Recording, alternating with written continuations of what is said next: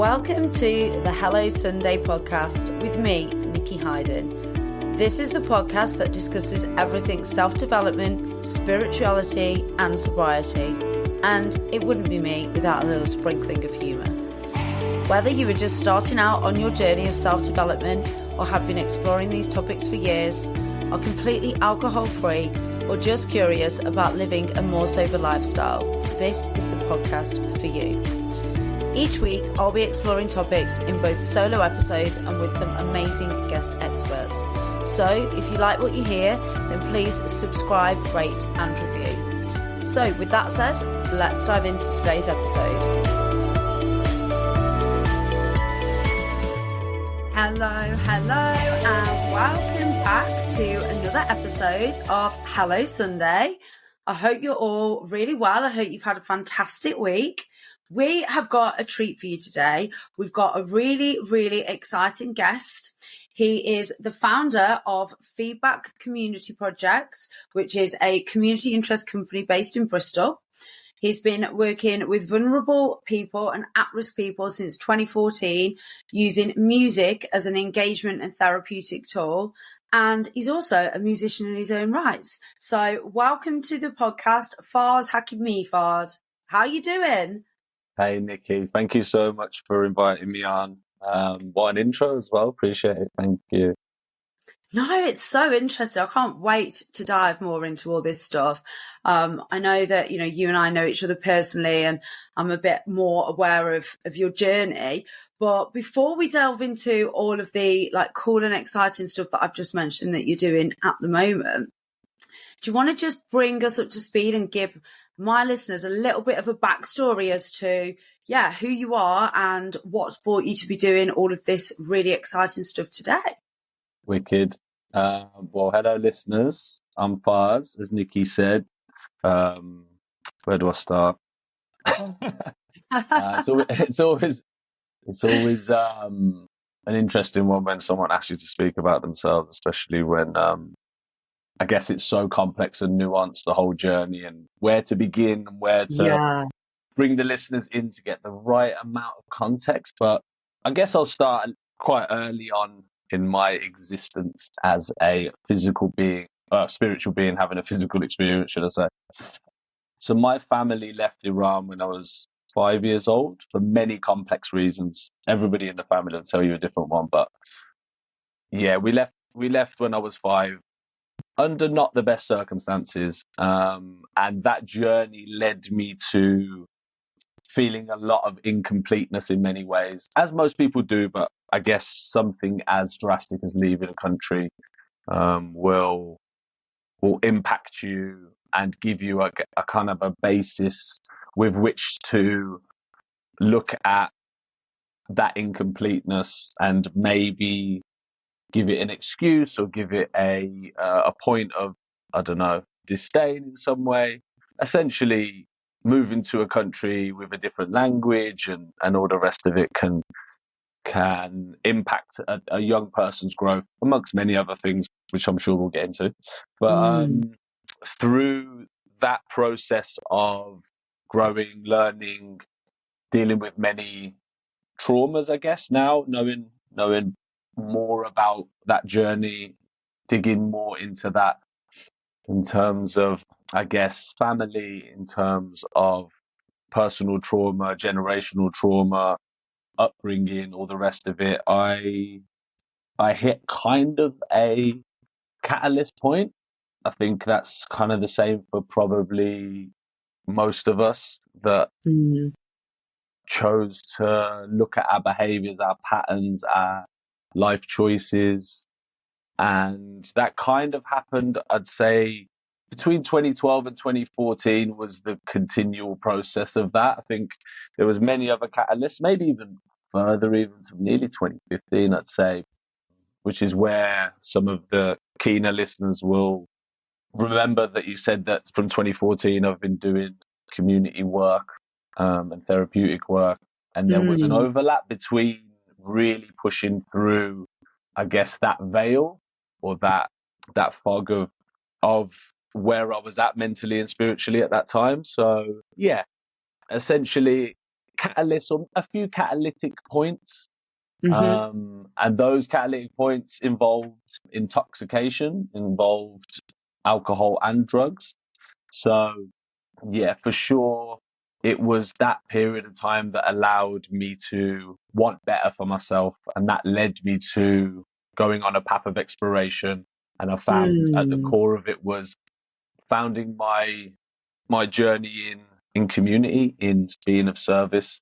And fast forward to today is as the founder of Feedback Community Projects in its infancy, in a period in my life where I have a lot of contentment through the practices that I hold very dearly every day and prioritize, and also don't beat myself up if I don't do them Yeah, every of day, course, yeah, you know? absolutely.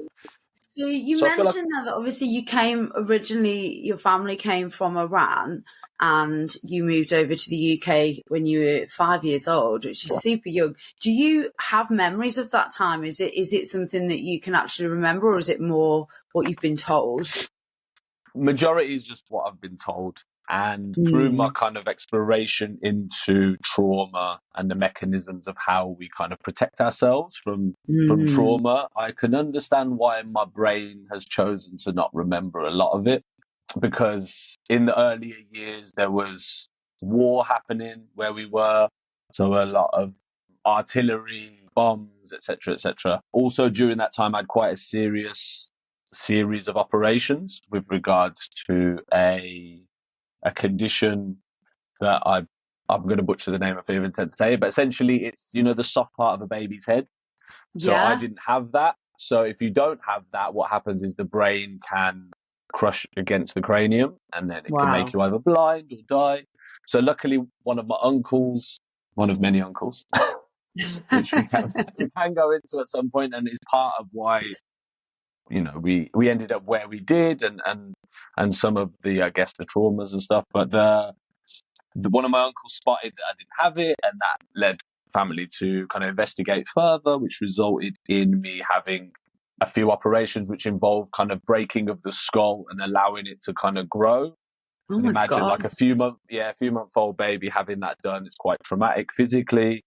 Couple that with shelling and bombing of the vicinity of where the hospital was. One of them, I was told, was enough to take out the power station nearby, so then to continue the operation in candlelight. So I've been through it a little bit in the sense of like, before I even knew what anything was, Yeah. So there's some context for your listeners of like that earlier journey and why my brain would have chosen to not remember. Plus a quite, I'd say, erratic family situation, like housing wise, we had to move cities and things like that due to the war and stuff, coupled in with, I guess, more political things in the family. So yeah, it Mm. was quite hectic. It was quite manic. The understanding again that I have now of the human experience, especially in those early years, it's all about calm. It's all about keeping Yeah. things as gentle, open, creative, free, and playful as possible. Which I Mm. believe there was moments of that. I have no doubt. However, there was a lot of fear, anxiety. A lot of the lower level chakra energies happening in and around my environment and vicinity. So yeah, that Wow. was yeah. Gosh, yeah, what a start to, to life. And so you moved over here and you mentioned then that obviously in, some of your earlier years, your youth, I guess as lots of us do, experiment with alcohol and you mentioned drugs and things like that as well.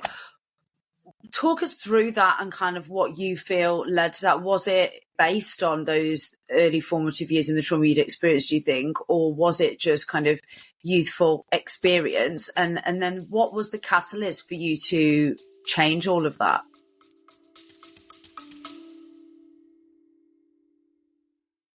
For those of you that are regular listeners to the show, or maybe you know me personally, you won't have been able to get away without hearing me talk about Simprove. Simprove is a scientifically backed water-based probiotic drink. You drink it daily and it has been scientifically proven to help with things like bloating, IBS symptoms, pain. It was actually a dietitian friend of mine that introduced it to me last year, and I honestly wouldn't be without it now. It's helped with my energy, with my bloating, it's helped with my immune system, and also things like my skin. The list is honestly endless. Now, I have got a code for you. So if you'd like to try Simprove, you can get 50%, that's a massive 50% off your first 3-month subscription by going on to simprove.com and putting in the code Nikki50. That's NIKKI 50, or clicking the link in the show notes. Well, yeah, so I think you kind of hit the nail on the head a bit with the kind of dealing with the traumas. I didn't know it at the time. I wasn't informed of that. I don't really know any better. And my home situation was loving, but at times unfulfilling is how I'd kind of phrase it now. And that was largely to do with my father working a lot, my mother essentially taking on a lot of the parental responsibilities. And as a result of that, there was a lot of stress in the household. And I guess those deeper discussions that now I realize, having done the therapeutic work with vulnerable young people and at-risk young people, that is what they craved, or I craved. Yeah. We all crave to be included and given the opportunity to learn and grow and fail in peace is the kind of like the phrase that I like to use a lot. Is failing in peace is something Love that. it's the facilitator of growth, really. You know, like, we're all going to fail. If you're trying to hide away from failure, then you're trying to hide away from life, you know. And I didn't know that. I went to an all boys school, which was great. I met some amazing humans. I love all my friends that I've still got to this day.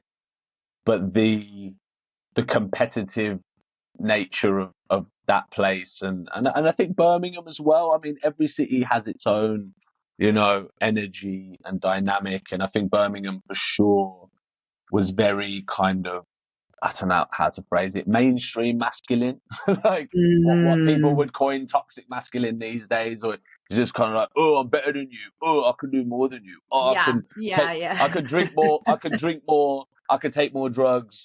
I can, I'm faster. I'm stronger. So you couple those things together without a facilitator or a supportive discussion around those failures, around those, some ways, inconsistencies in the energy transfer of like a young adolescent, teenage human, working out a lot of these relationship dynamics, specifically, especially going like boys' school. My relationship with females was influenced, like I think a lot of men, by pornography and Hollywood and the over sexualization of everything, Yeah. And having one parent in that situation does not benefit a human spirit. I again appreciate everything my mother did, and it's like, it's an impossible task to be taking on all the responsibility individually, and that's something that I love her dearly for and respect her for engaging in. And I feel like, if I extrapolate to kind of like my wider concerns about society and kind of why I do the work I do, is that there has been a concerted effort to break the family home and family unit and the wider, it takes a village to raise a kid and all of that. But it didn't allow for the best decision making. And then when the mistakes happened, it didn't allow for appropriate reflection and growth within that to be empowered to make a better decision the second or third or fourth or fifth or 10th time that I made the same mistake, Yeah.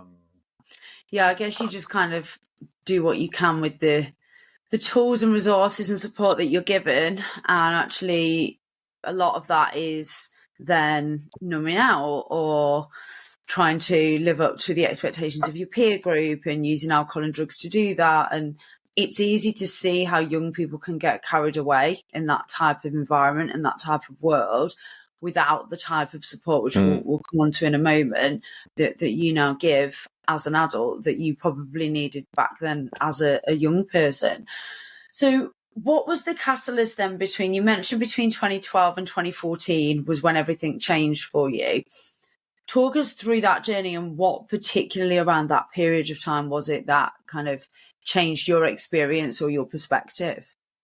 I think continuation on from the previous kind of conversation we just had, or discussion we just had, around the trauma and the I guess the engagement in kind of abusive practices, like as in like substance misuse, abuse, that continued on from teenage, early 20s to essentially, and that energy continued to want to escape to Australia was essentially the next port of call. I was always fortunate in the sense of being able to travel via different means, whether it was support from a family or kind of me doing what I felt like I had to do to make money, and that will become more apparent as the conversation goes. But essentially, Australia was the next port of call. I looked up to my brother a lot. He was kind of the main male figure that I had in my life, other than my friends who I hold dearly. But the main kind of older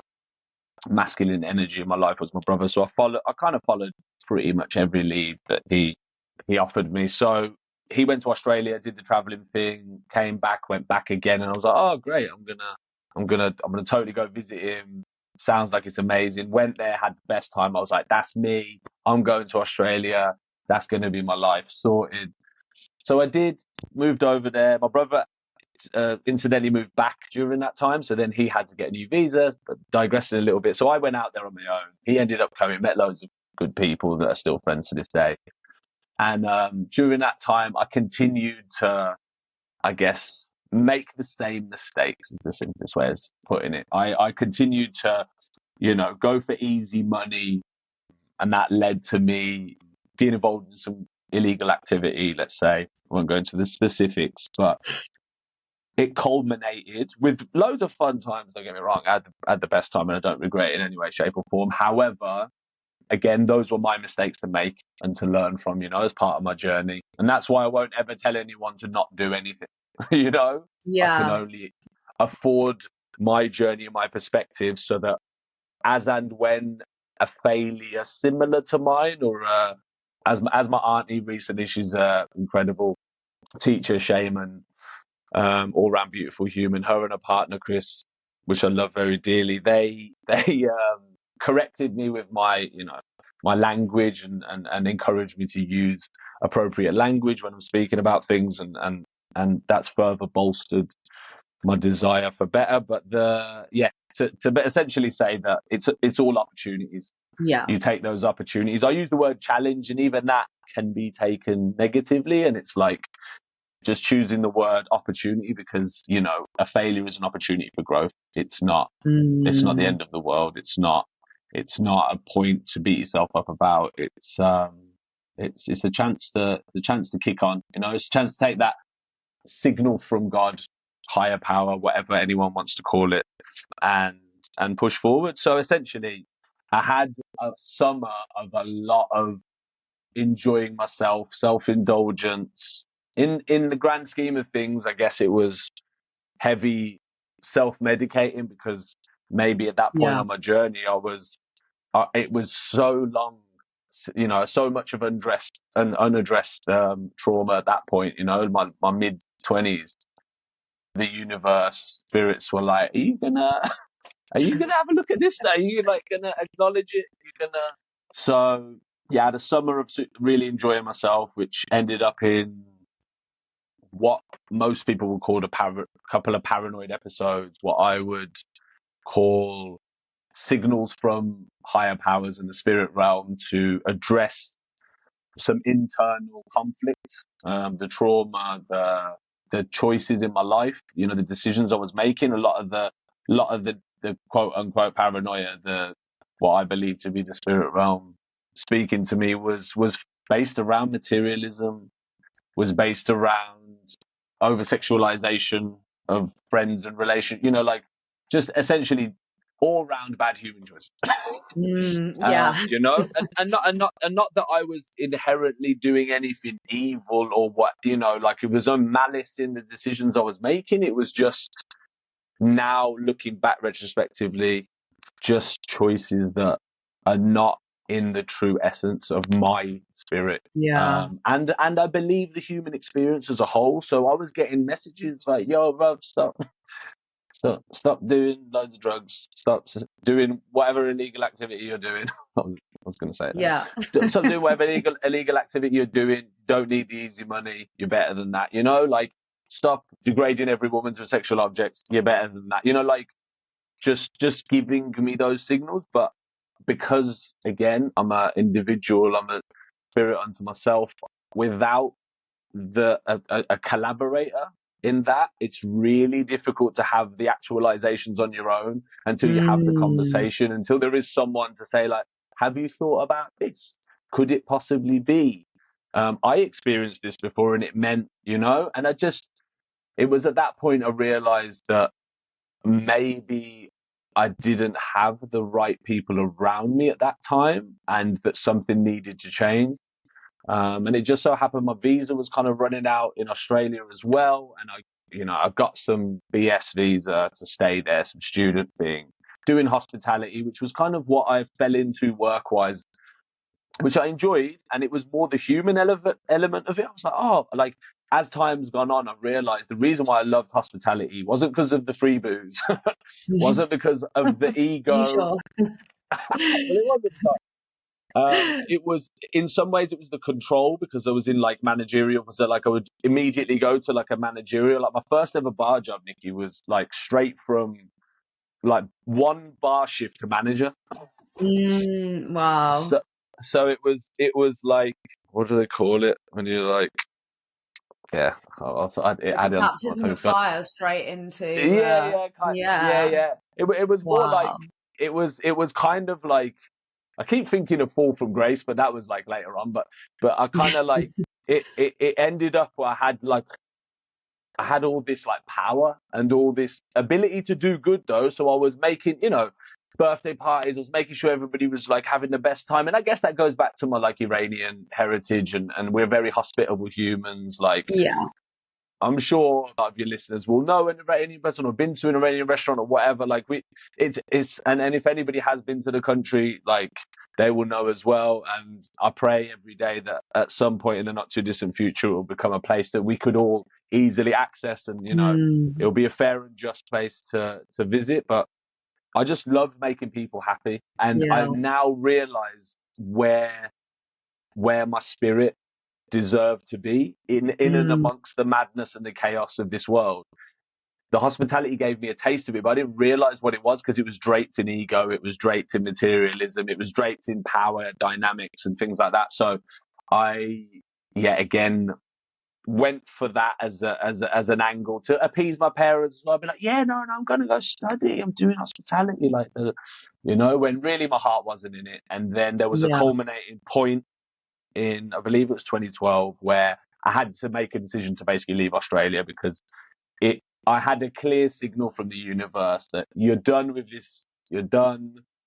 Like, just you need to make better choices. So that was the beginning. Like, a seed was planted at that time, and I left Australia for not the best reasons. And then when I came back to the UK, I still made the same mistakes. I came back to Birmingham. I didn't want to be in Birmingham.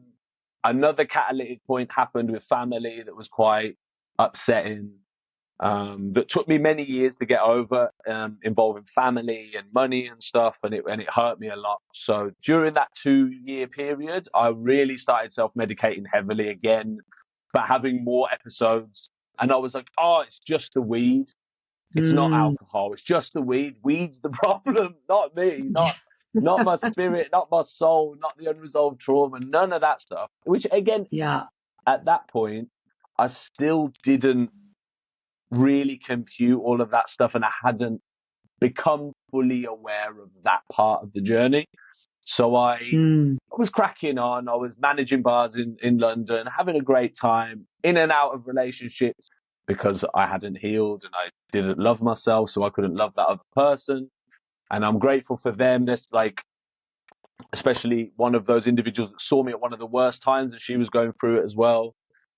Yeah, and I'm really grateful that we're still connected, and we've discussed ridiculous time in both of our lives. But again, those 2 years were they were manic. I was doing a master's degree at full time. I was working full time. I was drinking full time.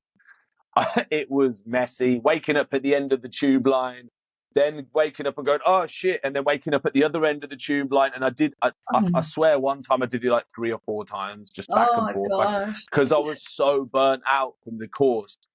And somehow, like my whole life, I've always landed on my feet. So I got like a first in my master's. I did great, but I loved it. I loved music. Sorry, I went back to studying music as a part of it that we missed out a little bit. But I went back to music. I decided that was where I was gonna focus my attention. However, it was again steeped in ego. I wanted to be a touring DJ. I wanted to prove to everybody that doubted me. I wanted to my family, look, I've made it in life. Look where I'm going. Look what I'm doing, rather than being for the pure essence of the art. So anyway, I burnt myself out to a crisp, if you will. Yes, gosh, something's got to give, right? Yeah, absolutely. It was outrageous, to be honest. Like, I would love to have been a fly on the wall at that pub.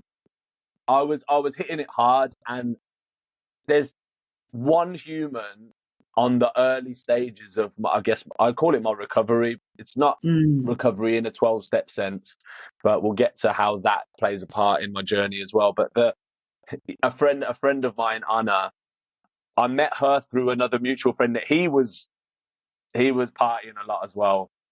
We were basically like, yeah, twins. We were just party twins. So we were going out I swear I was going to like a gig every other night minimum in London at this point. Like I just finished my course. I think it was around the time I finished my course, or maybe just before that. Me and a pal, we were like, oh, this gig's on, boom, boom, boom, boom, boom. And then one Sunday, there's a drum and bass party that still running, but not in the same format, called Soul in Motion. And we went together, and he introduced me to Anna, and we hit it off straight away. Sense of humor, everything. And we basically both loved this one artist, kind of like quite underground. So it still kind of is underground, but this one artist, Jordan Rakai, and he kind of like forged our relationship. I was like, oh, you into Geordie? I'm into Geordie. We call him Geordie because we're weirdo stalker, fanboy, fangirl. So we basically connected off that, and then realized we were into the same music, and she was like super supportive of my musical journey, and I can't even, words can't describe how supportive. And I'm so grateful. But she was on the spiritual journey. She was very much looking at the inner work and all of that. And I was like, oh, rah. So she got me a couple of books. I can't remember which ones. I don't even think I read them. I'm perfectly honest. I think I flicked them. It was like calming the mind for a busy city. It was something along those lines of like keeping calm in the madness of a city. Meditation-y kind of whatever. So I dabbled in meditation, and it totally didn't work for me. But that initiated the thought processes. And because of the balance that I observed in her, it allowed me to seek that balance too, and kind of make better decisions. And because of that relationship, things kind of extrapolated from there. And I guess probably the biggest catalyst of wanting to do better was 2015 in the end. And from 2014 to 2015, I definitely reined it in, but I still had it in me. And that kind of culminated in 2015, 30th birthday. I think a lot of people will say, oh, when I was 30 was when I, wanted better, or I realized, or it's interesting that. And I went to a festival. I did a ridiculous road trip. I went with my father, and it turned pretty bad, and it was not healthy for myself, my father, the friend that was with us. It all got quite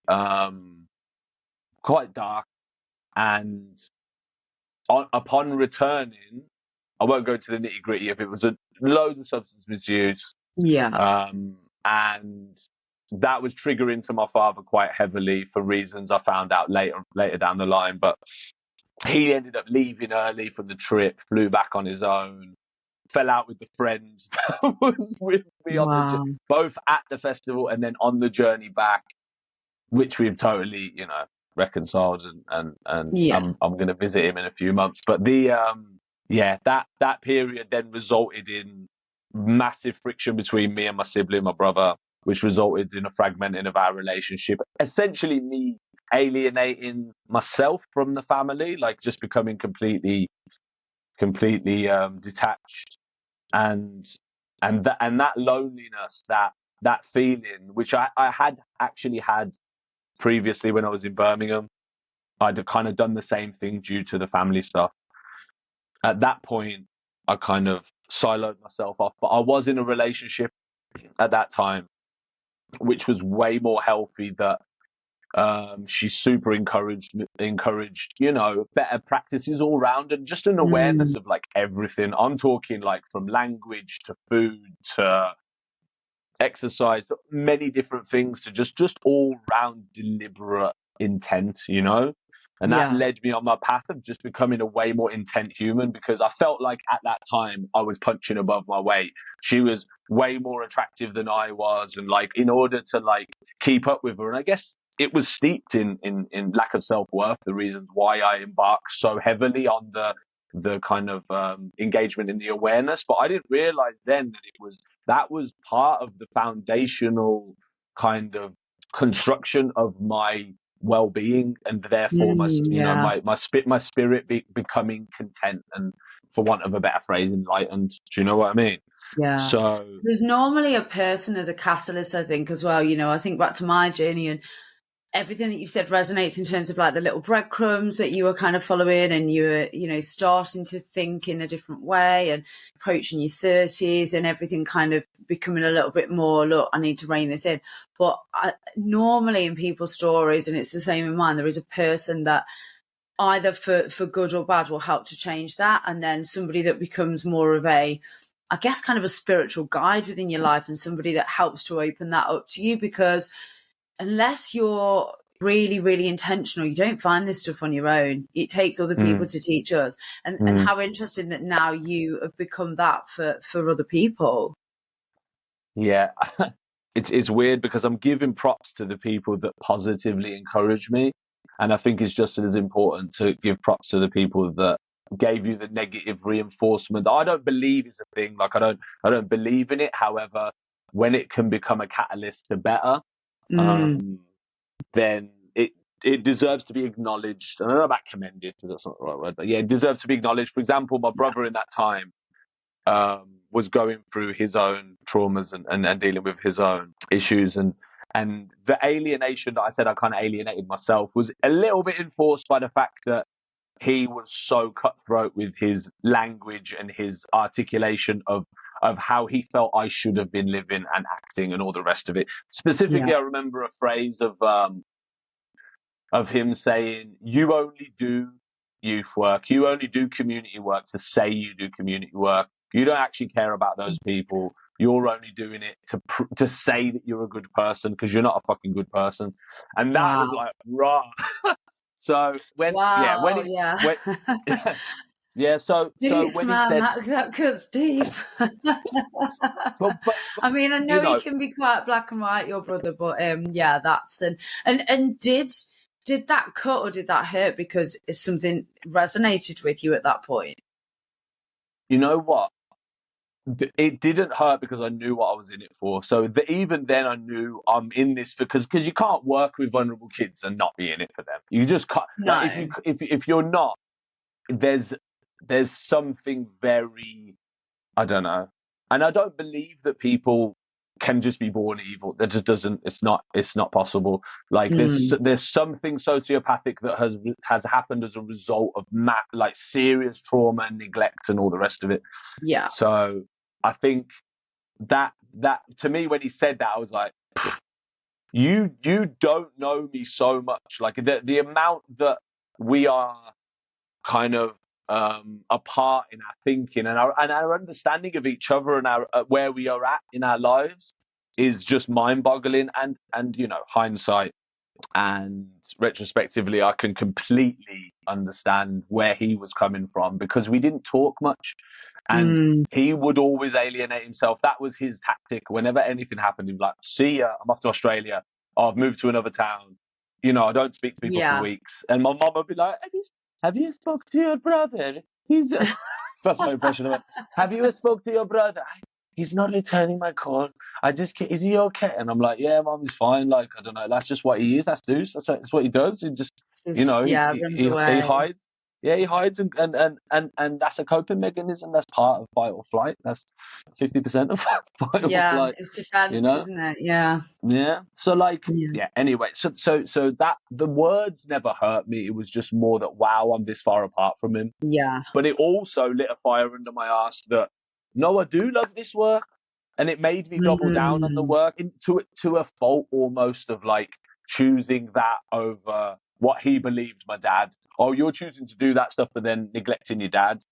But what he didn't realize was the dynamic between me and my dad was quite, was a lot of friction. He wasn't around when we were younger. How do you develop a relationship of like mutual love and respect and understanding when you've not been around each other? You don't know each other. I didn't know him. I didn't know the guy until a few years ago, really, I just knew him as the authoritarian bloke who was a bit of a beast and would fight people and, was still a sweetheart, don't get me wrong. Like, I never saw that side of him. He never hit me. He never was aggressive towards me. He just had the deadliest stare. But and that was enough, more than enough. But that encouraged me to then want better. So at the time, me and my dad were living together, and it was not a good situation. Too small a place, on each other all the time. He was seeing in himself the failures with me, obviously with the drink and drugs and the promiscuity as well, and he was hearing it, and it was a lot. It was a lot. So I removed myself from that space. Beautifully, again, the universe, God provided. I got a cheap accommodation in a place that's very dear to my heart, South London.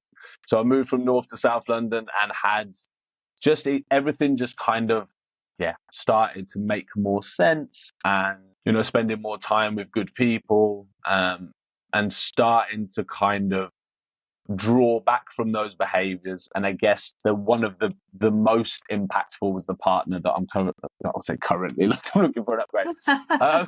Just for now. My partner, my fiance, the love of my life. She was pretty much the instigator of my,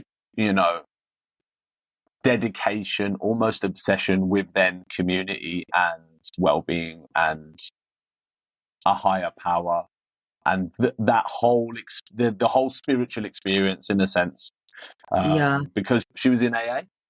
And when I met her, she said, I basically tried to give her something on a dance floor, and she was like, oh, no, I'm all right. I was like, what? I swear because when I knew her before, she was a party animal. So I was like, what? And she's like, nah, I'm actually in recovery. I was like, and she doesn't mind me saying, but she's like, yeah, I do the steps. And then she started telling me about it all. And I was like, that's really interesting.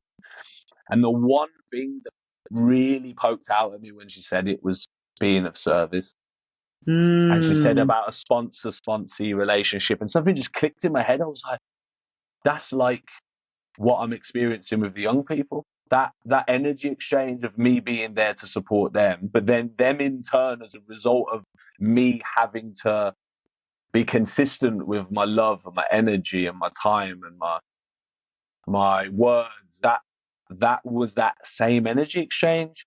And so as a result of her going on that path, it bolstered, an already kind of like a smoldering desire for that whole spiritual experience. And then it was essentially like, I don't say blast off, but it was quite like, from then it was like, again, because I wanted to maintain the relationship, and I hadn't been able to do that up until that point.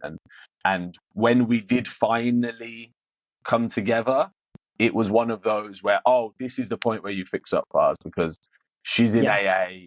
I don't want to trigger her. I didn't want to whatever. She was like, you can drink, you can do whatever, it didn't bother her, but I wanted to be present.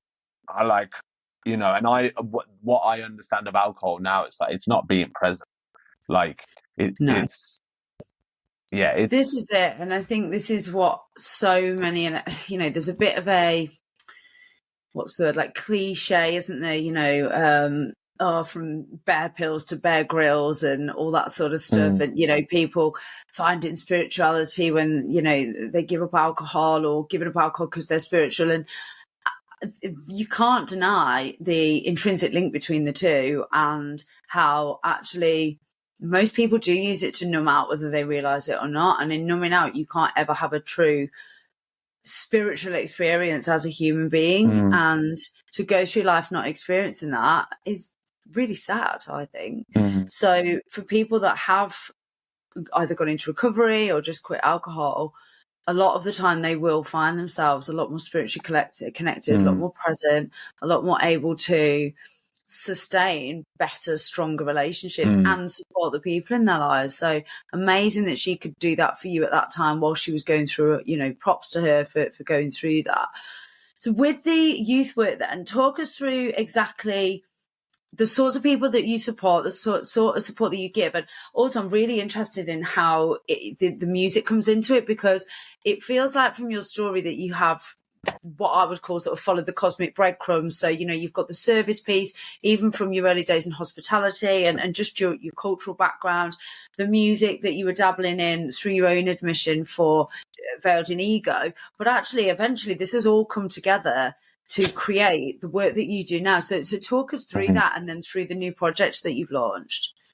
So I've got to go back a little bit with regards to, I guess, the whole music and everything. I'm super grateful to Steve from the Rainbow Centre in North London. I literally, Nikki, I pulled out the yellow pages. There was literally still like some kind of yellow pages or business thing, and I was flicking through it.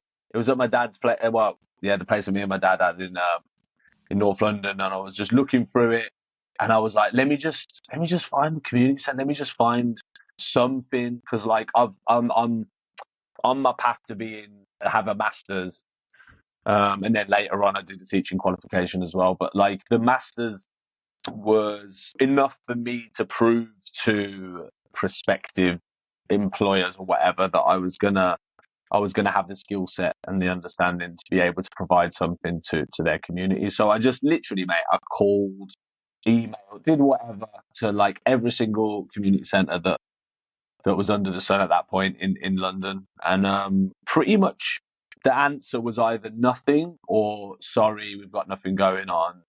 But Steve from the Rainbow Centre said, cool, come down, come meet us, met him, boom, put me in touch with essentially, like at the time, my mentor, and kind of still to this day, an incredible community worker named Ricardo Stewart, who essentially was part of the group who founded an organisation called Art Against Knives, and they provide multiple projects in the north of London that are all creative based, so creativity based.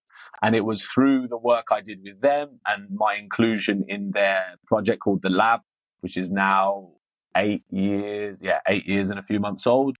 So I was part of that team for 7 years, from inception till last year, where I parted company. And yeah, mate, just that experience of kind of initially just being a creative lead in there, so kind of supporting with like their lyrics, their lyric writing or their beats, so like the production side of things or whatever it was within that space, that made an opportunity to connect and made an opportunity to kind of, I guess, support them in their awareness of their awareness and their understanding of the world, as well as, their feelings and all the rest of it. I found music to be the best engagement tool. Like, I struggle to see a room full of people that wouldn't engage if a speaker was turned on and some kind of music platform. I don't want to promote most of them. I don't endorse any. Okay, Bandcamp I'll say, because I can kind of endorse it because of the money that goes to the artist. Yeah. But the rest of them, they're a pyramid scheme of the grandest order, and their money doesn't go to the artist. So support artists, people. Put your money into their merch. Put your money into other things. Get the free versions of all the apps and don't, because they don't get paid enough for sure. But that's a whole nother conversation. We could do a whole podcast on that. But music will engage everybody in the space, whether it's an enjoyment of the artistry, whether it's the dancing, whether it's the artists themselves, whether it's the sonic elements of it, which we can also go into a little bit.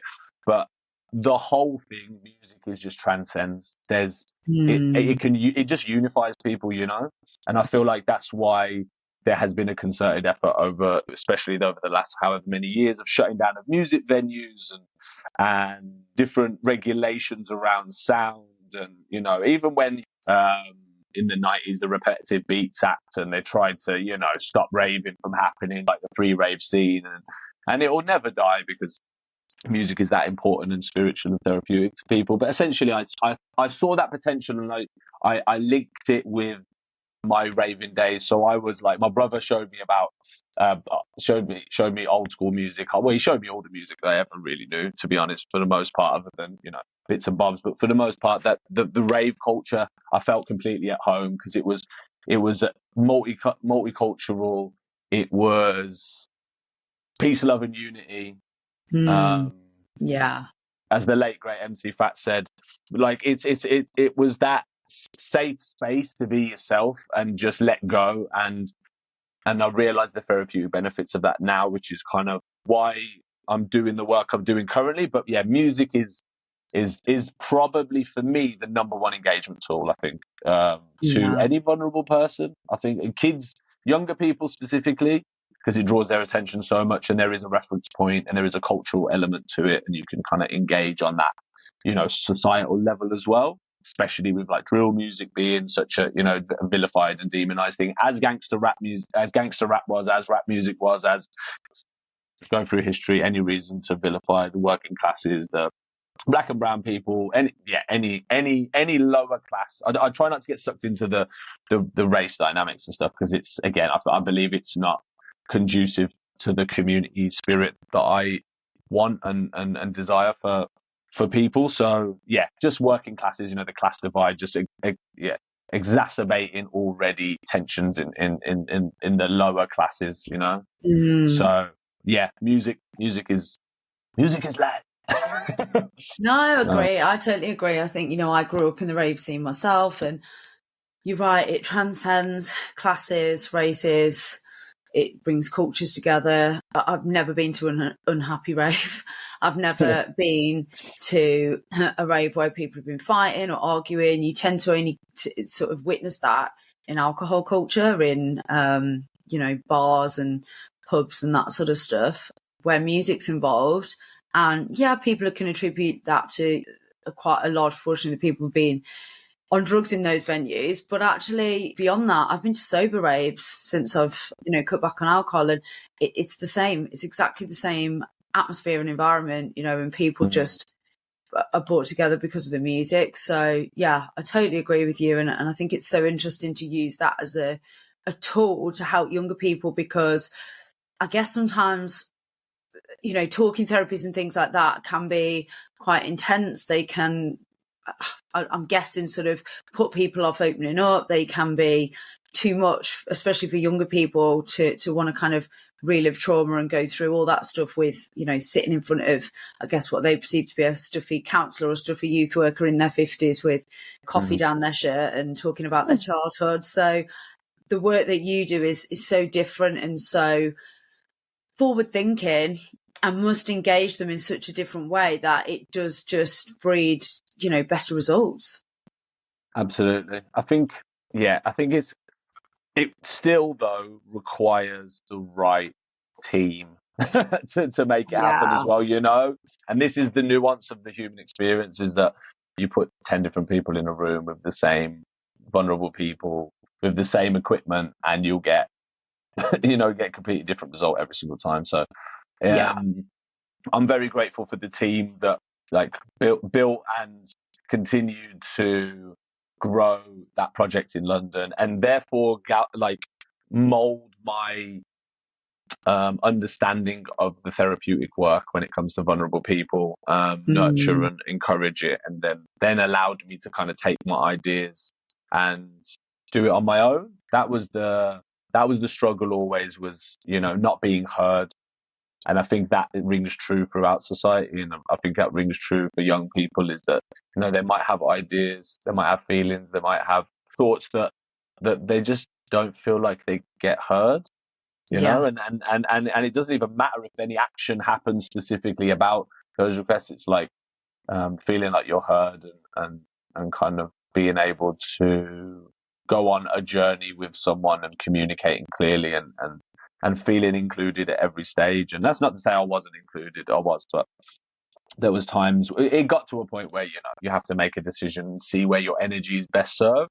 And this was one of those where I was leaving, the kids behind. In a certain sense, I was leaving my team behind, and the people that we'd built our kind of safe space with. And in the end, had to make a decision to move to Bristol and push forward with a project or projects that would benefit the community more widely, include more people, be more egalitarian, which I think is a huge thing with being of service. Unfortunately, the charity sector and the social worker, almost every entity is essentially hierarchical, and as a result of that dynamic, people's self-worth is questioned, or it gives them an opportunity to question their own self-worth, and we end up in a dynamic that almost always doesn't serve the individual. And I feel like that's something that I am engaging with and am going to foster. Where it ends up is not my concern. My concern is to be loving and present in the moment and make the decisions from the intuition that I've been so lucky to, and I'm so thankful for God to be able to flex that intuition. My brother told me, I can't remember the author who said it, but the intuition is like a muscle. You got to flex it in order for it to work. You got to use it in order for it to grow, for it to be present enough to, like a footballer with, we've both got 2 feet. Some are stronger on their right, some are stronger with their left. I'm sure the ones who played more with their left made that foot stronger, or the vice versa.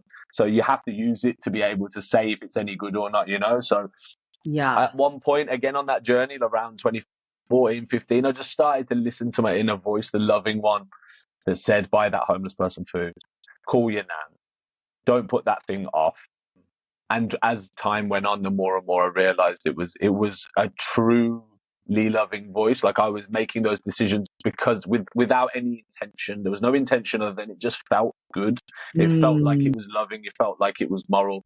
I mean, I've had these deeper philosophical chats about morality and things like that, but ultimately we individually have an opportunity to listen to the old kind of caricature of the devil and the angel on your shoulder. It's that self-talk a lot of the time is the devil, until you start listening to the angel a bit more, and then we kind of cross the Rubicon, and you end up with more love. And then when that devil comes in, you're like, piss off, mate. Yeah. You're having a laugh, acknowledge. Listen to you last time, it didn't go well. Yeah, and listening to people like Joe Dispenza and reading books like The Untethered Soul, you start to realize there's these mechanisms that we have that if you brought them into the physical, you wouldn't put up with it. If you had a friend that was telling you, yeah, go on, get a bag in, or go on, just get down the pub. Oh, it'd be nice to just get levered tonight, wouldn't it? And it's like, it's not good for you. You'd be like, you're not my friend. Why do you keep encouraging me to do the thing that you know is detrimental to me? So exactly, it's being able to have that self-awareness then allows you to make better decisions. I think it's easier to do when you're not self-medicating or drinking alcohol regularly as well, because I think those are things that they do numb you out, and I think it's a real struggle to hear your intuition and to be guided by your intuition when actually 100%. you're not connected. So another reason, I mean, I know so many people that have done such amazing things since they've become sober, because they've been able to trust themselves, and actually if you don't trust yourself, it's very difficult to listen to yourself and be guided by yourself, and often making bad decisions leads you to not trust yourself. So it's like a vicious cycle. Nick, you nailed it. That's something I didn't say, and I'm glad you kind of brought it back to this point, because I would not be where I am today if I didn't stop drinking. And I'm not saying I've stopped drinking. This isn't, I No. still, I'm, I have a one drink, like if I'm at a restaurant and I have a glass of wine with them, it's very deliberate. Even then, I'm Yeah. like, I don't need it. I don't like, it's more of a pleasure. And that's another conversation about pleasure pathways. And I think it would be really irresponsible of me to not, acknowledge dopamine in this situation as well, because we do have a body chemistry. That is our natural reward mechanism. Like dopamine is there to reward us for good behavior, but also it bolsters bad behavior. So like you get a hit of dopamine when you're doom scrolling for half an hour. That half an hour could have been used doing something better. Then you're going to beat yourself up about it. But like you said, because I've given my soul so much space away from alcohol, because I believe, as have many that have had the space away from it, to really dig into the spiritual element and how it does reduce your spirit down and lower your vibration. I wouldn't be where I am today if I hadn't given my spirit that much space. And it pretty much went like this: getting hammered all the time. Okay, stop. Month later, hammered, felt terrible, swore I would never do it again. 3 months later, got hammered again, felt worse, swore I'd never do it again. 6 Yeah. months, year. What now? It's like once a year I might get drunk, and then I'm like, it was a very deliberate situation to connect with a friend, and I could still do it, and that still shows me I have work to do because I feel like I need the alcohol to make that happen. However, we have to make those decisions in the moment, and I'm at peace with all of those. There are times when it just might make sense, and I think in the end game would be to never want to need to do, and have control over those urges and the way of packaging it. But without that space, I would not have been able to dig into the spiritual work, feel as connected as I do, be galvanized in this journey, and be able to say, yo, being of service is the linchpin, is my lifeblood, as I believe it is a contributing. I'm not saying it's a lifeblood for everyone, but I'm saying it's a contributing factor to just the betterment. And I think if you look at it purely in like a strategic way, our society has proven to be dysfunctional for many reasons. And when we look upwards at a politician or at a manager or whatever to solve our problems, we give up our power. And I'm all about empowering the young, empowering my friends, empowering anybody I'm around to go, look, you got complete control of this. Like, go and fuck up, and sorry, pardon my French, but like, go and mess up as much as you want. Go and do whatever you feel like you want to or need to do, but just know that there are these other options. And for me, being of service, bringing yourself back to a spiritual place of like an energy exchange between two human beings, giving yourself an opportunity to go, why do I feel uncomfortable around this energy? Why does this, this person's disability or this person's racism or this person's whatever, why is that triggering me? Why do I feel like it's making me uncomfortable? What do I need to do for myself? So it's like this, they don't even know it and they're making you a better human being. Whereas you just spending time with somebody for 10 minutes, whether it's a homeless person chatting to them or, the work that I'm doing in the nursing homes or otherwise is like, or with the young people, it just works for everybody.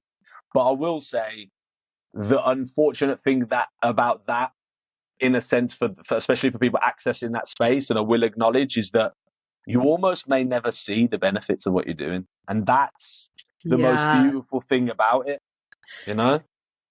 That's a big one, because actually, coming back to what your brother said to you earlier in your life, the real benefits of what you're doing, especially with youth work, are probably going to be more, it's going to come to fruition more in adulthood, isn't it? You might see kind of the transformation start, but you're never going to be there to see the full thing unless you're directly related to that person, in which case, you're probably not going to be their youth worker. So it's a real removal of the ego to want to stay in that work, because actually most people do have an element of wanting to see things come to fruition and wanting to be rewarded for that.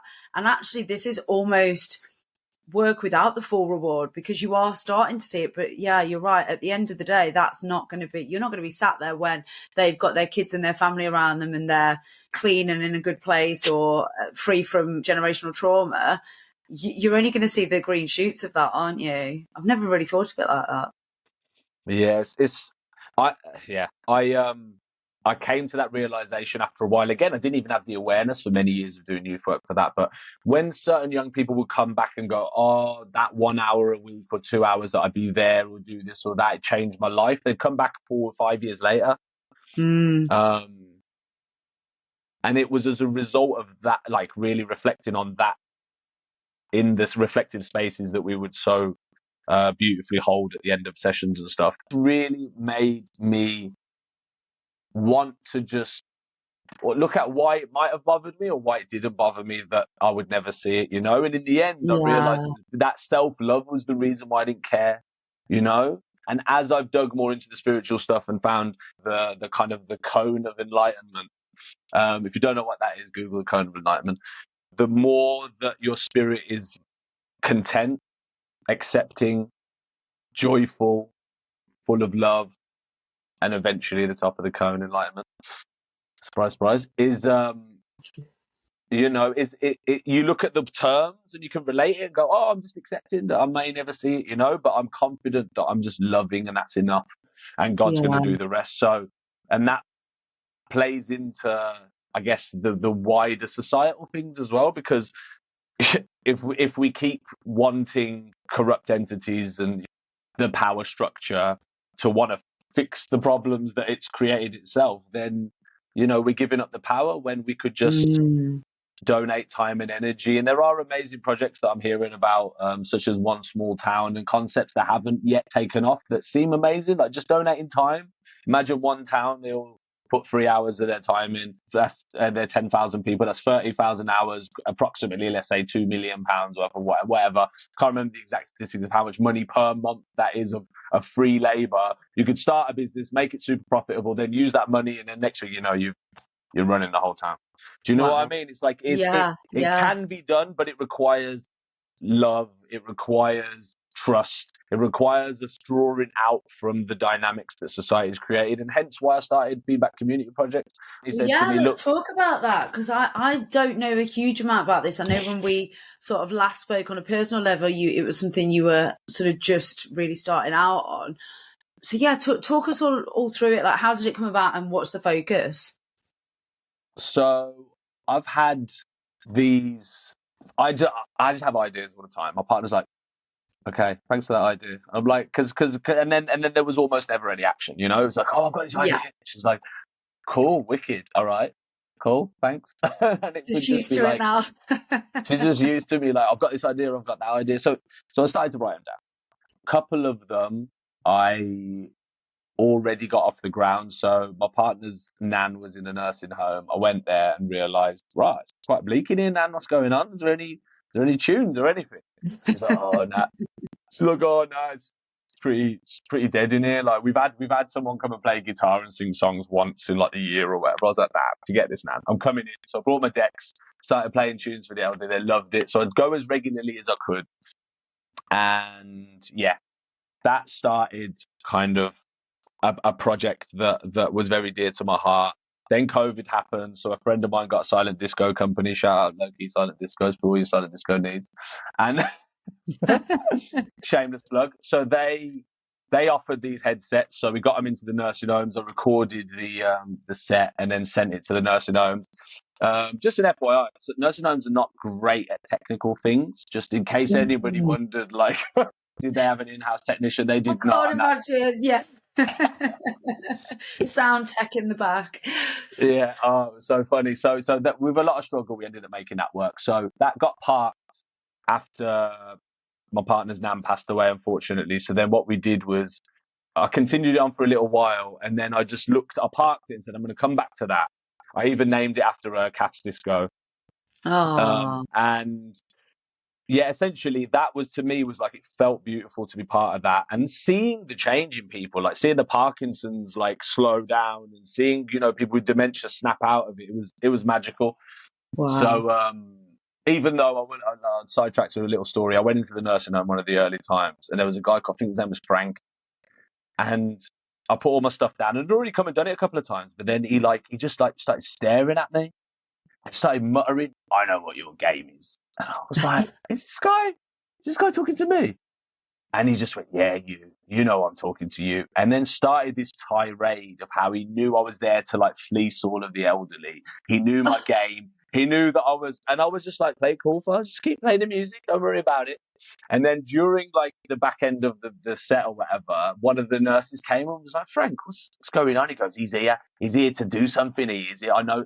He's like, nah, that's Kath's grandson. And he was like, oh, sorry. Oh, Oh, and bless him. he'd come up to him and say, sorry, young man. Yeah, I thought you were somebody else. And I was like, nah, it's fine, man. I don't even know what you're talking about. Oh, Don't worry about Frank. it. But bless him. But like the music, it didn't work on him. But it genuinely, surprise. yeah. Very strong-willed, Frank was.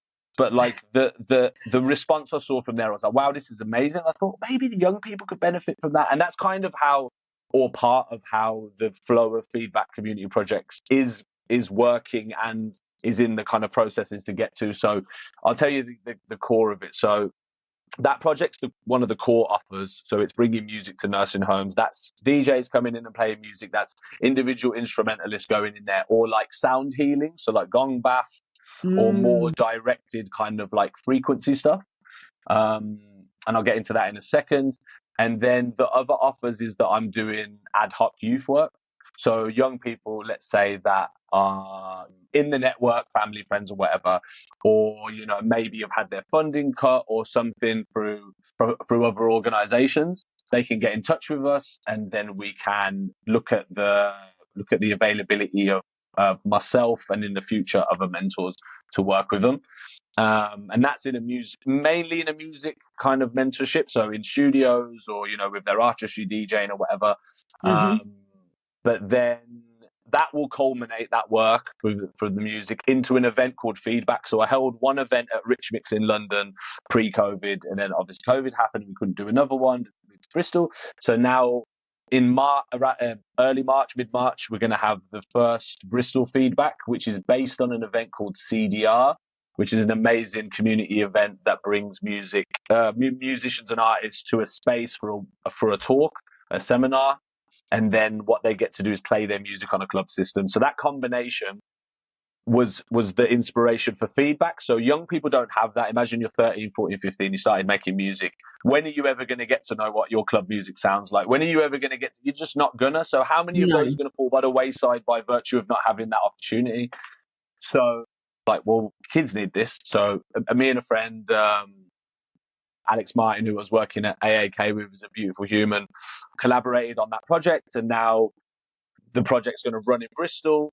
And within that, there's also going to be DJ slots for the young people. There's going to be opportunities to perform a song, like open mic vibes, but then also industry professionals there, other services that they might need, food bank and that kind of stuff, whatever those young people need, mental health possibly, which is things that we're looking at and we're going to grow over time. But essentially, it's going to be a community space so that those young people then access that space, and then therefore access any other club or rave environment, and don't feel like they need to medicate to be there. They already understand the environment. They understand the dynamics, how many people are there, the intent behind the music and what they're there for, rather than, I can't wait to go out and get shit-faced. And that's an issue that I've had brought to the table via some of the DJs in the scene, and especially underground drum and bass, is that they're like, oh, the dance floors just aren't vibing anymore. Like, there's too much ketamine, there's too much people getting smashed and stuff. And I've got some meetings lined up with those DJs to say, look, come and support Feedback. Like, this is how we change things. We create an environment and facilitate the change for the future, whilst also encouraging those 18 to 23-year-olds, because the event's going to be 13 to 23. We invite, you know, those young people to come and experience another version of what they think it is. It's not ego. It's not about being anybody. It's just about the music and the community, and creating that energy early on. Doesn't mean that they're not going to get shit-faced when they go to a party. If that's part of their journey, they will. But at least they'll know the difference then. They'll go, oh, but then Feedback was like this. I wonder what they're doing. I wonder what's going on and what they're affiliated with, and da-da-da. Maybe I'll go to one of those parties. Maybe there is a sober party, which is another thing for the future as well. You know, I'm really big on pushing sober parties that have great food and mocktails and caffeinated beverages, and, you know, like certain nice things that people don't get. Like, go to a venue and you got like Coke, Diet Coke, you know, lemon, you know, basic carton juices. It's like, yeah, but how are you ever supposed to, you know, commit to the sobriety? It's my pet peeve. I don't want to feel like I'm going to a 10-year-old party, you know, drinking soft drinks when I go out. And there's so much work to be done, but it's definitely changed. And like already got another friend in Leeds who's completely sober, and me and her will often go to, you know, alcohol-free bar crawls and test out the mocktails and stuff. And there's loads of spaces now that are starting to cotton on and sell that. Well, there's still a long way to go. And I think that whole club environment and changing almost like the grassroots entry level, like the mindset of those individuals as just having that as an alternative. Like you say, if it's part of their journey and they're going to go out and experiment with alcohol or drugs, then so be it. But at least they've had the alternative presented to them before that. Whereas when you and I were growing up, there was no alternative. It was you go out and you get pissed with your mates, or you stay in. You know, you didn't go out and do it sober, or you didn't go out and just even drink a couple. It was go out and get blackout drunk. So that's, yeah. And what has the feedback been from the younger people so far that you've started doing this with? I know the full event hasn't happened yet. It's great. I mean, the transition of those young people into, and that was the other part, is that once the young people are confident enough and supported enough and have the confidence to then access the spaces, the nursing home is the next destination for them, so that they can earn legitimate money. And that's one of the key issues that in this society currently, is that they can also earn credits for studio time. So again, giving them a little free rein and it not being dictatorial of like, you're going to get this and that's what it is. It's like, look, you have these options, even like vouchers for food and things like whatever they, you know, maybe they want to get creative, maybe they want us to do cooking classes. There's much scope of where it could go, and that's where the volunteer and all the other elements of this work is kind of going to materialize. But just going on that path, as with spiritual journey, like it's just having faith, you know, like.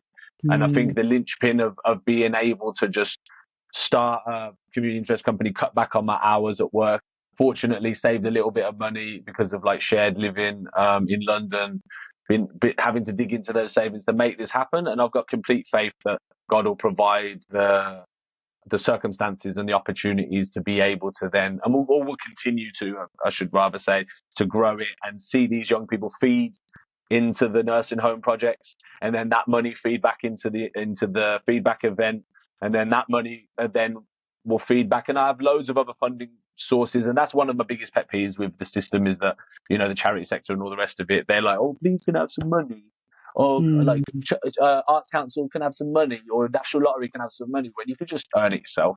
Like without it, like obviously with a pinch of salt, we've got all this young labor available. These young people want to learn, they want to grow. I joke sometimes and says, yeah, mate, it's not slave labor, I want to make loads of money. But what we're doing is giving the young people an opportunity to access therapeutic spaces, community, being of service, get a taste of that, but then also earn good money. Like living wage is a joke, like in and of itself, like, oh, there you go, look, oh, we're so good, we give people the minimum to live. It's like, no, it should be more than that. So, you know, we're looking at a model that's double the minimum wage, you know, double the living wage for these young people. So the benchmark is high, so they value themselves from early. It's like, nah, I want 25 quid an hour. That's what I'm working for, you know. And if I'm not working for it, I'm doing it myself. And that's where the other part of the mentorship and the wider network that I've discussed with some amazing people in Bristol, like Jake at the Firmly Rooted Sound System, is going to provide the sound system for the first feedback event, which is, you know, one of my favorite sound systems I've heard in the world. He's talking about like mass mentorship scheme of like, you know, creatives from all different ends of the spectrum to be able to go, you know, this young person wants to learn about this, there's your mentor. This young person wants to learn about BAM, there's your mentor. And we just facilitate them to go out and grow, because there's an endless supply of vulnerable humans, or just young humans that want to learn and grow. And it's not even about, we're only dealing with, you know, the working classes or the benefit classes or the, you know, the vulnerable single parent. No. Work with any young person. But if we support those most at risk, we solve a lot of problems in the future, like crime, like, you know, addiction and all the rest of it that are a direct result of trauma. Yeah, amazing. No, it's so exciting. So the first event, in terms of the actual feedback event, is going to be in March. Is that in Bristol? Yep, it'll be in March in Bristol. Lost Horizons, we're just confirming, which is a great venue, and Lawrence has been amazing. It'll be sometime mid to early, because I'm in Australia for 2 months. I keep forgetting this. Oh, Escape the winter. Skip the winter, go to Australia. And then, I mean, it sounds like there's plans to expand this, and, you know, there's kind of no limits and no bounds, really. Have you got plans in your mind to take it to other cities and to, create a bigger movement, essentially? Absolutely. And again, I'm not feeding into those charity sector attitudes of like, we must hold on to our wealth and you don't want to share any of our understanding. It's all about sharing. Like, anybody that wants to get in touch and pick my brains about my understanding of this and the way that I believe is very productive way of doing therapeutic work with vulnerable people, the young, or like the ideas about growing things further, I'll absolutely share all of it. There is enough to go around when you act out of love, and God knows that, and having faith in that is all that there is. You know, if we continue to play these games that have been made for us to lose, then what do we expect to happen? We expect to lose and to be segregated and to be not fulfill our prophecy, you know, of the reason why we landed in this physical realm as a spiritual being. So I think it's all about sharing those ideas and extrapolating it out. And if somebody wants to do, you know, an event in another city under the banner of Feedback, we could discuss it. But again, it's all about intent. It's all about energy. It's all about fostering community and being of service to each other, so we can all grow, and we can, for want of a better phrase, burn down Babylon, and we can change this system that has not served us for a long time, and that change happens locally. I firmly believe that. It really does. Oh, so inspirational. I've loved chatting to you. Honestly, I could talk to you all day, and there's so much that we still haven't covered around, you know, the issues with lack of community and what you think's at the root cause. I definitely think we need to do another one of these chats to talk more about that. But I think, you know, you summed it up perfectly, and I think that sums up you as a person. The love, the energy, the community, the service. It's stuff that's missing so much from modern society, and that we just need to focus on more. And I think what you're doing is amazing, and it's so inspirational. And I will absolutely link ways that people can get in touch with you. But just in case there are people out there that are either wanting to talk more about this stuff with you, or more importantly, get involved in feedback and what you're doing from a community perspective, where can they find you? What are the kind of the best routes to be able to contact you? So, because I'm a one-man band essentially at this point, things are still slowing, kind of moving in the direction I want in terms of like socials, and I'm trying to keep my distance from social media, especially with world events that are quite taxing energy-wise. But what I would say is Feedback Community Project CIC at gmail.com. So Feedback Community Project CIC at gmail.com is the email to the organization. There will be a Feedback Community Project's website currently being designed, and yeah, that's happening. We got at Castisco on Instagram. We will have a Feedback Community Project's Instagram as well, which will be a task for the young people for sure, because I'm not doing it. But so it will be at Feedback Community Projects on the socials, at Castisco, and then the email, and then if anybody wants to hear some of my music, at the Spectrum of Farz on Instagram, and then from there, I'll sort you out the links, and then we can put the links to the SoundCloud, Bandcamp, and all of that.